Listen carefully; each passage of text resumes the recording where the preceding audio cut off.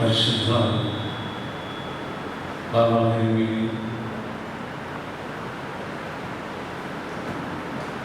മുഖ്യ പ്രഭാഷണം നടത്തിയ ആർച്ച് ബിഷപ്പ് ജോസഫ് മാമച്ചൻ, വേദിയിൽ ഇരിക്കുന്ന വന്യജീവികളായി കൺട്രിബ്യൂഷൻ കെ എം ജോർജൻ, സമീക മുനിസിപ്പൽ ചെയർമാൻ,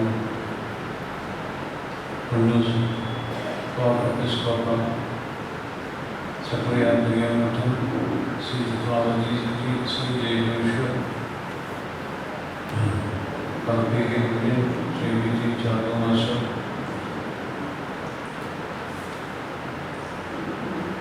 പണ്ഡിയ വൈദികരെ, പ്രഭാഷകന്മാരെ, വിശ്വാസികൾ,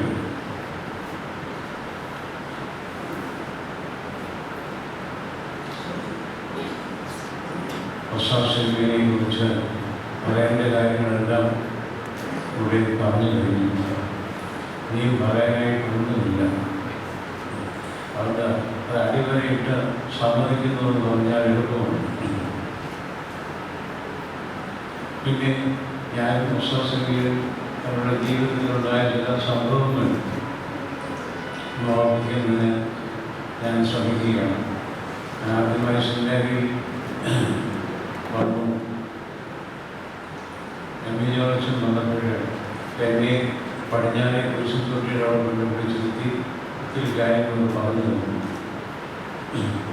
പഠിച്ച കാര്യങ്ങളൊക്കെ ചോദിച്ചു.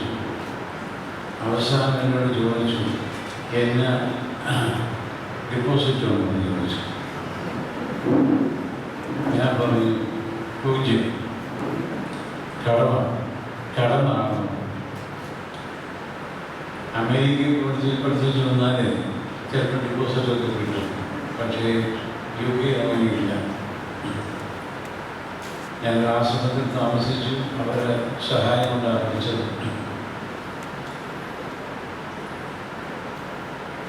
പിന്നീട് ഒരു സമയത്ത് സെമിനാരിയിൽ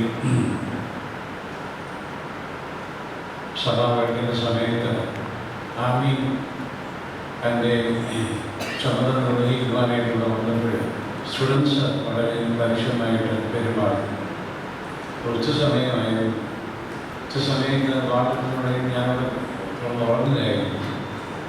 അപ്പോഴേക്കും മൊസാസിനെ ചാട്ടി എഴുന്നേറ്റ് വന്ന് ഈ പിള്ളേരെയെല്ലാം ശ്വാസിച്ച് പിന്മാറ്റി.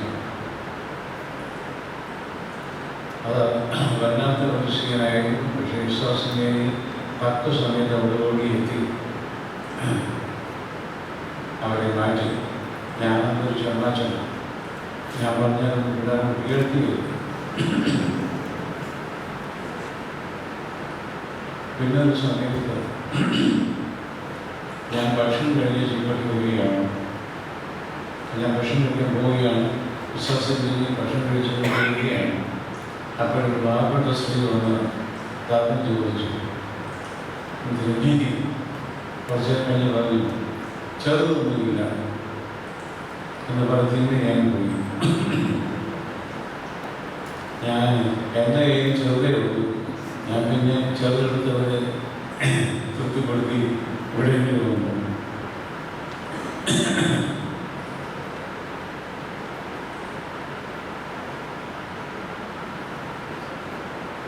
മാവേലിക്കെല്ലാം സുവിശേഷത്തിൽ വളർന്നു വന്ന ഒരു പയ്യൻ ട്രേഡിംഗിൽ കൃഷ്ണാശൻ ആശാൻ. അവരെ മെഡിസിൻ തുടർന്ന് വളരെ ആരോഗ്യം സുവിശേഷമായിട്ട് വളരെ ബന്ധപ്പെട്ട ഒരു പയ്യൻ. എന്തുകൊണ്ടും തിരുമേനിയോട് ചോദിച്ചപ്പോൾ പറഞ്ഞു, അങ്ങനെ കൊടുക്കുവാനുള്ള റിസോഴ്സസ് ഇല്ല. പിന്നെ അവൻ എൻ്റെ അടുത്ത് വന്നു, എൻ്റെ കയ്യിൽ ഒട്ടും റിസോഴ്സസ് ഇല്ല. പക്ഷേ ദൈവത്തിന് ഞാൻ ഒരു സ്പോൺസറെ കണ്ടുപിടിച്ചു. അവൻ വെല്ലൂർ മെഡിക്കൽ കോളേജിൽ പഠിച്ചു. First class. ഇപ്പം വലിയ ഒരു ഹോസ്പിറ്റലാണ്. ഇങ്ങനെ ചെറിയ എൻ്റെ അനുഭവങ്ങൾ ഞാൻ പറഞ്ഞു തന്നെയായിരുന്നു. സബ്സിഡി സുവിശേഷ പ്രസംഗം നടത്തുന്നതിന് വളരെ കഠിനമായി പ്രയത്നിച്ചു. ആ അന്ന് കാറിലൊന്നുമില്ല, ബസ്സിലായിരുന്നു പോകേണ്ടത്. ദൂരം സഞ്ചരിച്ച് രാത്രി വളരെ ലേറ്റായിട്ട് അറിയുന്നതാണ്.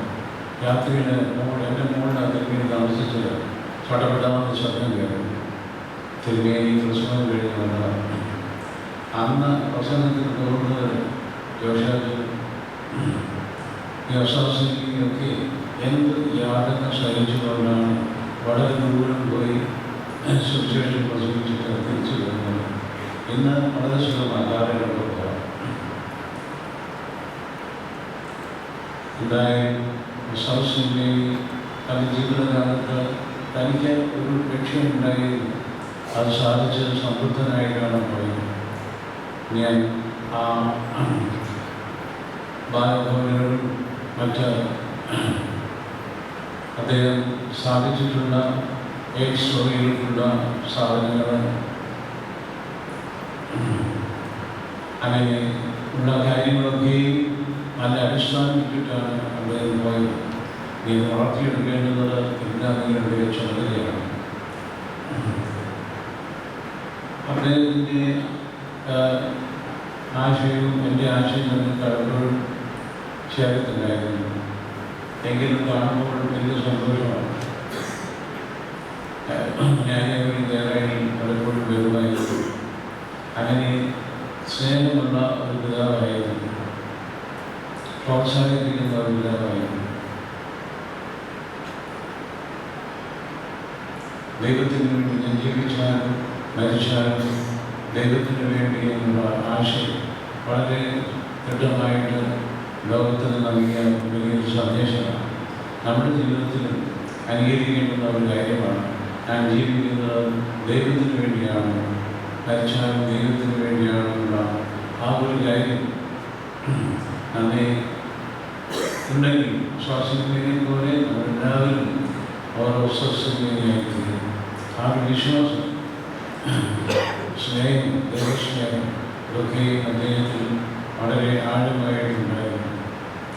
ചെറുപ്പം കാണുമ്പോഴൊക്കെയും കാര്യങ്ങളൊക്കെ ചോദിക്കുകയും അത് സന്തോഷിക്കുകയും ചെയ്യുന്നത്. ഞാൻ മനസ്സിലാണ് തിരുമേനിയുടെ അനുസ്മരണ സമയത്ത് ഒരു വാക്ക് പറയുവാൻ എനിക്ക് സമ്മർദ്ദം കിട്ടിയതിൽ സന്തോഷമുണ്ട്. അസാസിക്ക് വേണ്ടി പ്രത്യേകം പ്രാർത്ഥിക്കുന്നു.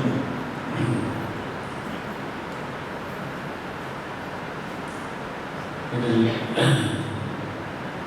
ഞാൻ എൻ്റെ പ്രസംഗം നിർത്തുകയാണ്.